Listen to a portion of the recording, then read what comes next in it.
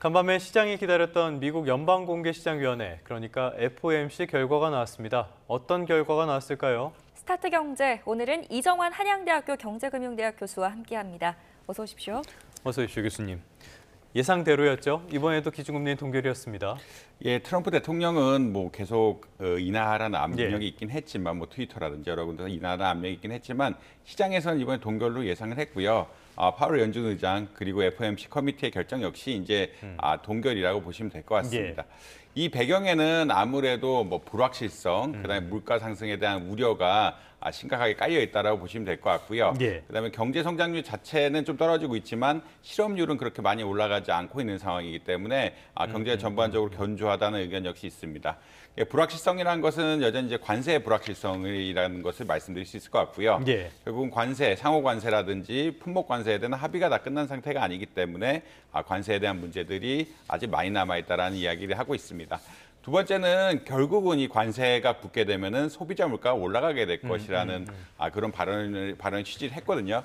결국 누군가는 이 관세를 내야 된다라는 게 파월 의장이 사실 계속 코멘트를 했습니다. 이 관세가 올라가게 되면은 누군가는 이 관세를 내야 되고 이 관세가 올라가게 되는 것은 결국 물가에 반영될 수밖에 없다는 원칙적인 논리를 굉장히 강조했다라고 보시면 될 것 같고 미국 소비자가 그 관세를 부담하게 된다는 뜻인 건가요? 그러면? 예, 종국적으로는 미국 소비자가 관세를 부담하게 되겠죠. 그게 이제 중간중간에 어떻게 축소가 되고 이런 것은 좀 이슈가 있긴 하지만 누군가는 최종적으로 지불을 해야 되는 사람들이 있고 관세가 없어지지 않는다 그러면 정부가 가져가는 부분에 대해서 누군가 내줘야 된다는 입장이라고 보시면 될 것 같습니다.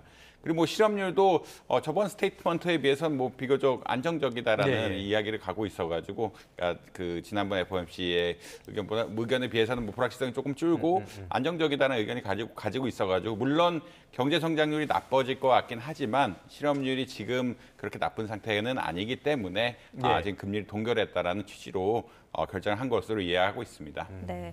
동결은 이제 사실상 예상이 됐었다 보니까 사실 더 관심을 받았던 건 점도표였을 겁니다. 점도표에서는 어떤 내용이 담겼나요? 이게 점도표란 것은 연준 위원들이 예측하는 이런 결과들. 그러니까 이제 3월, 6월, 9월, 12월 이렇게 분기별로 한 번씩 나온다라고 보시면 될 것 같고요. 금리 전망이라든지 GDP에 대한 전망이라든지 물가에 대한 전망 그리고 올해도 하고 내년에도 하고 이런 결과를 보여줄 수 있을 것 같습니다. 사실 이제 올해 수준만 보면은 뭐 중간 정도가 한 3.9% 그 정도로 이야기하고 있어가지고 올해 연말이라고 보시면 될 것 같죠. 올해 연말에 한 3.9% 정도로 내려갈 것으로 기대를 하고 있어서 결국은 한 두 번 정도는 뭐 내리지 않을까라는 그런 기대감이 형성이 되어 있다고 보시면 될 것 같습니다.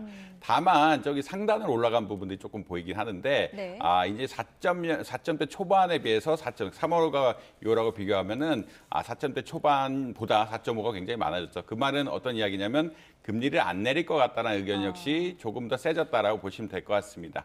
내년하고 내후년 전망에 대해서는 이제 금리를 한 번 정도 덜 인하하지 않을까, 그러니까 0.25%포인트 정도는 덜 인하하지 않을까라는 의견을 보이면서 결국은 관세란 것이 물가에 반영이 되고 물가에 반영이 되면은 경제가 나쁘지 않은 상황에서는 금리를 빨리 낮출 수 없는 그러한 기제다라는 것을 좀 명확하게 했다라고 아마 이해하시면 될 것 같고요. 이 금리 이외에도 뭐 GDP라든지 뭐 코어, 흔히 말하는 근원 PC 물가지수 같은 것들도 발표를 했는데 GDP 같은 경우에는 올해 한 1.7%포인트 성장해서 1.7% 성장해서 1.4% 성장을 좀 낮췄고 그는 근원 물가지수라고 근원 PC 물가지수라고 이야기하는데 연준에서 가장 깊게 보는 물가지수에 대해서는 3.1%까지 올리면서 한 0.3%포인트 올린 이런 결과가 되면서 경기는 좀 안 좋아지고 물가는 올라갈 것 같다. 그리고 물가가 올라가기 때문에 금리를 조금 내리기가 쉽지 않은 상황들이 반영이 된 것이 아니냐라는 의견들이 나오고 있다라고 보시면 될 것 같습니다. 그래서 우리가 평균적으로 봤을 때는 아무래도 이제 두 번 정도 내리는 것이 뭐 타당한 시나리오라고 볼 수 있는데 연준 입장에서는 지금 물가 상승률이 조금 높게 나온다라고 하면은 물가를 안 내리는 시나리오까지 고려할 수도 있는 이런 상황이 된 것이 아니냐. 그리고 이만큼의 경제 불확실성이 많이 있다라고 아마 이해하시면 될 것 같습니다. 저희가 조금 전에 자막에 연말 소비자 물가 상승률을 높였다 이렇게 나갔는데요. 소비자 물가가 아니라 이거는 PC, 개인 소비 지출이라는 다른 지표입니다. 같은 물가 지표긴 하지만 연준이 조금 더 중시하는 지표라고 보시면 되겠고요. 자, 그런 반응들이 나오면서 뉴욕 증시는 일단 혼조세로 마감이 됐고요. 아까 교수님도 언급을 해주셨지만은 트럼프가 파월에 대해서 멍청한 사람이다, 멍청이다 이런 이야기까지 비난을 하고요. 2%포인트 금리를 낮춰야 된다 이런 이야기까지 했어요. 일단 이거 2%포인트 이게 가능하긴 가능한 일입니까? 뭐 당연히 이론적으로야 예. 가능한 수치라고 보시면 될 것 같은데 이제 일어나기는 어려운 수치라고 보시면 될 것 같고요. 이렇게 트럼프 행정부에서 물론 이제 코로나 같은 큰 사태가 벌어지면은 금리 급락시키는 경우도 있긴 한데 네. 지금은 뭐 그럴 리가 거의 없다라고 아마 이해하시면 될 것 같습니다.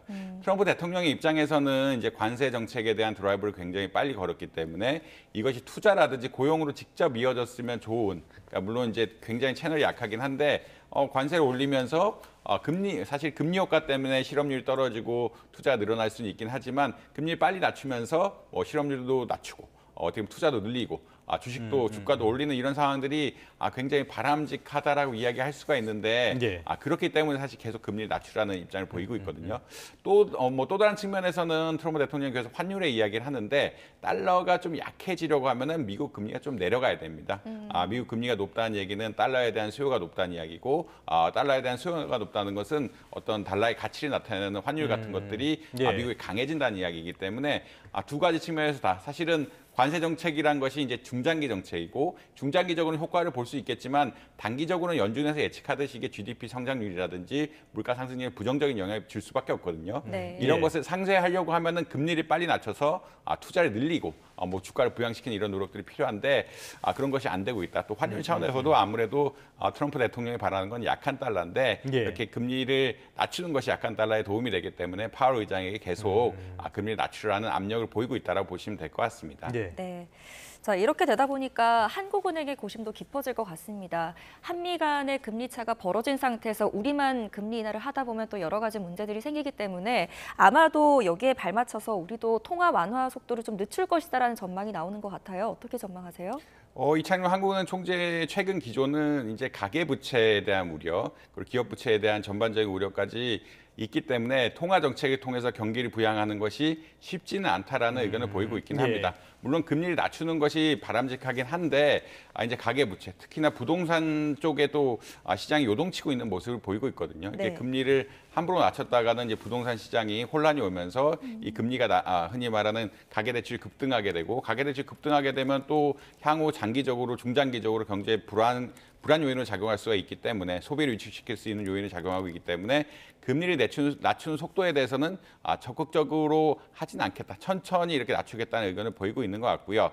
사실 이제 6월 달에는 금리 결정이 없지만 이제 7월, 8월 뭐 하반기에 계속 금리 결정이 있을 거라고 보고 있고 네. 근데 아무래도 이제 금리 낮추긴 한 번 정도는 낮출 것 같다는 의견이 좀 지배적인 것 같긴 합니다. 왜냐하면 아무래도 이제 경기 상황이 좀 어렵고 이제 재정 정책, 지금 확장적 재정 정책을 한다는 이야기가 있는데 어느 정도 보조를 맞추면서 결국은 경기 부양하는 이런 의지를 보이고 있다. 그리고 또 한은에서도 지금 경기 침체가 너무 심각하기 때문에 물론 통화 정책보다는 재정 정책에서도 빨리 어떻게 보면 경기 부양하라는 이야기가 나오고 있기 때문에 뭐 금리 낮출 것 같긴 한데 근데 이제 아무래도 속도는 가계부채 문제라든지 이런 것들 때문에 좀 늦어질 것 같다는 의견들이 계속 나오고 있다라고 보시면 될 것 같습니다. 자, 조금 전에 교수님께서 재정정책 말씀을 해주셨는데 재정정책에 관련된 소식이 있었습니다. 당정이 1, 2차를 합쳐서 35조 원가량에 달하는 이 추가 경정 예산안을 편성하기로 했어요. 적절한 금액 정도 규모라고 생각하십니까? 일단은 필요성하고 규모에 대해서 뭐 두 가지를 예. 논의드려야 될 것 같은데 필요성은 다들 공감을 하고 있다라고 보시면 될 것 같습니다. 아무래도 이제 작년 뭐 11월만 해도 우리나라 올해 경제 성장률 전망치를 2.1%, 2.2% 정도로 굉장히 높게 잡았는데 이제 흔히 말하는 트럼프 이후의 관세 불확실성, 이에 따르는 어떻게 경제 불확실성이 커지고 또 정치 불확실성까지 겹치면서 좀 소비가 위축된 경향들이 분명히 있거든요. 이렇기 때문에 국제기구라든지 뭐 KDI 같은 한국의 경제 전망 기구들이 경제 관련 기관들이 경제 성장률 전망치를 뭐 0.8%대까지 굉장히 낮췄다라고 아마 이해하시면 될 것 같습니다. 그리고 이제 물가 상승률 같은 것도 어느 정도 좀 안정이 돼가고 있는 이런 상황들이기 때문에 재정 정책, 흔히 말하는 수요를 일으켜서 물건을 사는 정책들을 피는데 좀 부담이 없거든요. 왜냐하면 네. 물가가 높을 때는 재정 정책을 피게 되면은 수요가 늘어나게 되고 수요가 늘어나게 되면은 물가가 또 상승하는 이런 경향을 볼 수가 있기 때문에 불안하긴 한데 그래서 이제 필요성 자체들에 대해서는 굉장히 공감하고 있다라고 보시면 될 것 같습니다. 네. 이제 규모는 사실은 한국의 어떤 재정 여력, 그러니까 어떻게 보자면 정부 입장에서는 적절한, 그러니까 지금은 경제 성장 전망치가 굉장히 많이 떨어졌기 때문에 되도록 많이 했으면 좋겠다는 의견도 있긴 한데 아무래도 재정적인 상황이 그렇게 또 여의치 않다 보니까 그 경제가 나빠지면은 세수가 줄어들게 되고요. 이게 세수가 줄어드는 효과에 국채를 많이 발행해야 되는데 이미 14조 정도 국채를 또 발행했는데 또 추가적으로 발행한다는 것이 좀 부담스러울 수밖에 없는 상황들이기 때문에 규모 자체는 아무래도 민주당이라든지 여당이라든지 정부에서는 조금 많이 했으면 좋겠다. 뭐 한 30조까지 했으면 좋겠다는 의견도 있었지만 어떤 재정적인 상황들을 고려해서 한 21조 규모로 뭐 이번 2차 추경 그래서 총 합쳐서 한 35조 규모 정도의 뭐 추경이 이루어지지 않을까라고 많이 예측을 하고 있는 것 같습니다. 네. 이번 추경에는 역시 민생회복지원금이 굉장히 말이 많았습니다. 결국에는 보편 지급을 원칙으로 소득에 따라서 차등 지원하기로 결정이 됐는데 이제 이 방안이 시행되다 보면 그 내수 진작에 대한 효과는 어떻게 전망하십니까? 아무래도 이제 이게 지역 화폐랑 결부돼서 이제 기간 안에 쓰게끔 만든다는 정책이기 때문에 뭐 긍정적인 효과는 분명히 있을 것이다라고 예측을 하고 있습니다. 아무래도 이제 반드시 써야 되는 어떤 돈이라고 보면은 이게 수요로 이어질 수밖에 없고 흔히 말해 저축할 수 있는 수단은 좀 적어지기 때문에 뭐 이어질 수 있다라고 보시면 될 것 같은데 다만 우려가 되는 것들은 특히나 지역 화폐 같은 경우에는 용처가 굉장히 많이 있다 보니까 특정 업체를 쏠린다는 이야기들이 많이 있거든요. 슈퍼마켓이라든지 중대형 슈퍼마켓 특히 이쪽에 쏠린다든지 학원 쪽으로 많이 쏠리면서 업종 간 좀 불균형이 또 있을 수 있다라는 이런 측면들이 있고 또 지역으로 내려가면 좀 쓰기 어려운 측면들이 있기 때문에 이걸 어떻게 써야 되느냐 이런 다양한 이슈들이 있기 때문에 이것을 조금 더 아마 오늘이라든지 이게 내일 이렇게 겹치면서 조금 더 정교화하지 않을까라는 의견들은 나오고 있는 것 같다라고 보시면 될 것 같습니다. 결국은 추경이란 것이 지금 내수를 빨리 늘리기 위해서 하는 거고 내수를 빨리 늘리기 위해서 뭐 지역 화폐 쓰는 것들은 뭐 나쁘지 않다라고 의견들이 있는 것 같은데 이것을 진짜 필요한 곳에 그러니까 그 중대형 슈퍼마켓이 아니라 진짜 소상공인에 갈 수 있게끔 하는 여러 가지 구조라든지 아니면 지방에 돈을 더 많이 쓸 수 있게끔 하는 이런 구조들 같은 것들은 조금 갖춰줘야 하는 이런 상황들이다라고 아마 이해하시면 될 것 같습니다. 알겠습니다. 이렇게 민생회복 지원금에 대한 이야기까지 해봤고요. 또 여기에서 일부 자영업자, 소상공인들 지금 굉장히 한계에 다다랐다라는 평가가 나오고 있지 않습니까? 그래서 정부가 채무를 일부 탕감한다 이런 예산도 편성을 했다고 해요. 이게 필요성은 있어 보이는데 일종의 그 모럴 해저드, 도덕적인 해이 이런 문제도 있을 것 같고요. 종합적으로 교수님께서는 어떻게 평가하십니까? 사실 이제 이런 부채 문제에 있어서 금리 감면하고 탕감은 전혀 다른 이슈다라고 아마 이해하시면 될 것 같고요. 금리 같은 건 경우에는 빚을 빌렸는데 이자를 못 갚는다는 개념들이기 때문에 도덕적 해이에 대한 문제가 조금은 뭐 약하다라고 보시면 될 것 같습니다. 그래서 일반적으로 이런 소상공인에 대한 금융 지원 같은 경우에는 혹은 이제 소상공인 재활책 같은 경우에는 금리를 축소시켜주거나 이자 감면을 해주는 것들이 거의 대부분이라고 아마 이해하시면 될 것 같은데 지금 이게 좀 악성적으로 가지고 있는 소상공인 부채가 한 50조 가량 된다라고 이야기하고 있고 이게 5년간 쌓였기 때문에 조금 어떻게 보면은 좀 더 파격적으로 소상공인 어떻게 보면 경제를 살리기 위해서 좀 파격적으로 해줘야 되는 것이 아니냐라는 의견들이 나오고 있긴 합니다. 그렇기 때문에 아까 말씀드린 이제 탕감에 대한 이야기가 나오고 있고요. 탕감이라는 것은 원금에 대한 탕감이기 때문에 좀 사실 이제 도덕적 해이라는 문제들을 빠질 수가 없다라고 아마 이해하시면 될 것 같습니다. 특히 이제 사실 코로나19 이후에 한 소상공인 부채가 한 160조 정도 늘어났는데 이 중에 한 50조가 남은 거거든요. 이제 나머지 110조를 갚으신 분들의 반감이 조금은 있을 수밖에 없다. 성실하게 나는 다 갚았는데 어떤 분들은 탕감을 받는다는 것에 대해서 정서상 또 맞지 않는 측면들. 그리고 실제로 많이 갚았게 다 못 갚은 것이 아니고 많은 대다수 분들은 많이 갚아왔기 때문에 이것에 대한 논쟁들은 조금 남아 있을 수밖에 없다. 앵커님 말씀하신 도덕적 해이에 대한 논쟁들이 계속 붙을 수밖에 없다라고 아마 이해하시면 될 것 같습니다. 그래서 요약해서 이자 감면하고 탕감은 전혀 다른 이야기다. 아마 이렇게 이해하시면 된다라고 보시면 될 것 같습니다. 네, 만약 또 시행이 된다면 대상은 어떻게 선정할 건지 쉽지도 않을 것 같은데요.